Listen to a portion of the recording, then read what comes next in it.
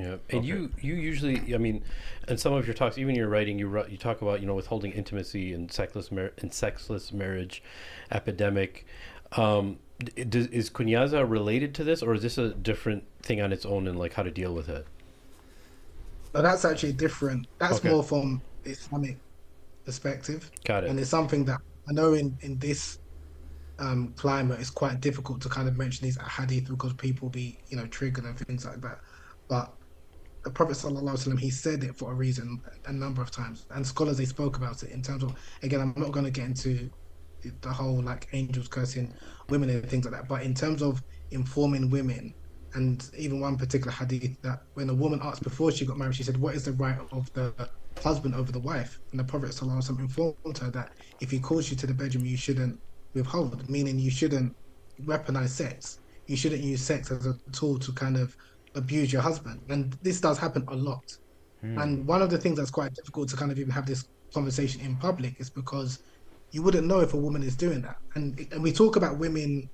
I mean, there are some women, and this again might be controversial to say, there are some women who are good mothers but terrible wives. There Yeah. are some men who are good fathers and terrible husbands. But if we're talking about in terms of intimate relations, men have a right over women and women have a right over men. And I'm not talking about marital rape. I'm not. That's completely haram. I'm not saying that a man has the right to enforce himself on his wife, and that's not what the Prophet ﷺ was speaking about. He's just referring to woman, your husband has a right over you the same way you have a right over him. And I think a lot of women do not realize and they don't really appreciate that. And it's interesting because now you have some American, I've got the lady's name, Michelle Weiner Davis, I think her name is. She spoke about the importance of, like, when she's speaking to married couples, that women have this thing where sometimes they're not necessarily in the mood for sex, but once they start having engaging intimacy, now they're in the mood, and it's called responsive desire. So a woman, whereas men were Hmm. generally spontaneous. If we see a woman we're attracted to, we're ready to get off. Whereas a woman, she might not necessarily be interested. And then when you start kissing her and start fondling breasts and start tickling down below, then she's interested. So she was even advising women that just and she used the expression from like just do it. Now again, Hmm. those type of conversations in this especially in the climate in the West, it's probably easier for a woman to say than a man because a lot of our sisters unfortunately probably will be triggered by it. But the issue of withholding sex and sexless marriages, or one scholar in Nigeria called it sexual starvation, it's actually quite prevalent amongst religious Muslim hijab wearing, niqab wearing, studying in different institutes do it.